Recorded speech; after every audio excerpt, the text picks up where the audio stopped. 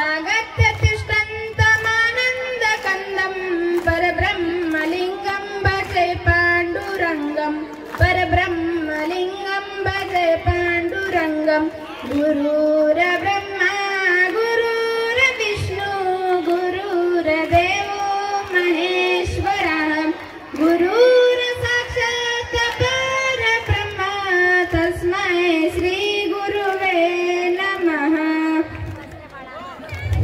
यदा यदा हि धर्मस्य ग्लानिर्भवति भारत अभ्युत्थानं धर्मस्य तदात्मानं सृजाम्यहम्। नमस्कार, मी अभय पाटील। आज मी आपल्याला शिवकालीन परिस्थिती आणि आजकालच्या परिस्थितीमध्ये फरक दर्शवणार आहे। तर दर्शवू का? बोला बोला, मुख्यमंत्र्याच्या लाडक्या बहिणी, मुख्यमंत्र्याच्या लाडक्या बहिणी महिन्याला 1500 रुपये पगार घेणार आणि मुख्यमंत्र्याचे लाडके दाजी कागदपत्र गोळा करता करता जाम होणार।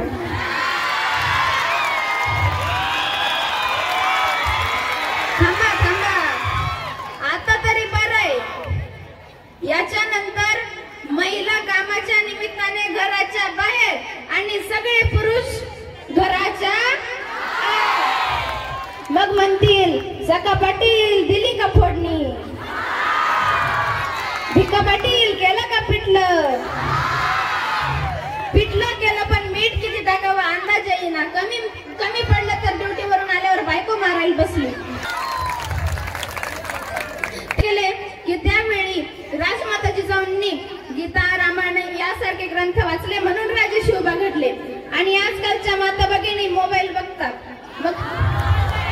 आणि त्यावेळी शिवराय जन्माला आल्यानंतर शिवरायांनी हिंदवी स्वराज्याची स्थापना केली। आणि आजकालची एका मुलाला एका शाळेमध्ये सरांनी प्रश्न विचारला, मुलांनो कोणाला स्वर्गात जायचं? निम्म्या मुलांनी हात वरती केला। कोणाला नरकात जायचं? निम्म्या मुलांनी हात वरती केला। एका मुलानं दोन्ही वेळेला हात वरती नाही केला। सरांनी विचारलं, का रे तुला स्वर्गातही जायचं नाही नरकातही जायचं नाही, नेमकं तुला जायचं तरी कुठं? तो म्हटला, सर ज्याला स्वर्गात जायचं त्याला स्वर्गात जाऊ द्या, ज्याला नरकात जायचं त्याला नरकात जाऊ द्या। माझ्या आईने सांगितलंय शाळा सुटली का सरळ घरी यायचं, इकडे तिकडे गेलं तर तंगडच सोडेल। आजकालची खरी शाळेमध्ये सर इन्स्पेक्शन साठी आले। एका मुलाला उभं केलं आणि विचारलं, सांग लंका कोणी जाळली? तो मुलगा म्हटला, त्याच्या मांड्या ज्ञानदेव तुकाराम ज्ञानदेव तुकाराम। तो म्हटला, अहो सर ज्यावेळी लंका जळाली त्यावेळी मी शाळेतच आलो नव्हतो। अशी आजकालची परिस्थिती। नंतर सरांना विचारलं, काय सर फुकटची खिचडी फुकटचा भात, मुलांना काही येत नाही। मुलांना एवढा साधा प्रश्न विचारला लंका कोणी जाळली तर मुलांना तेही येत नाही।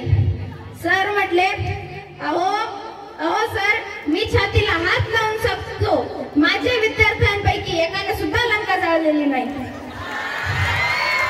आजकालची सरांना खूप तर असे आजकालची परिस्थिती आहे। त्यावेळी शिवराय घडले आणि त्यांनी हिंदवी स्वराज्याची स्थापना केली।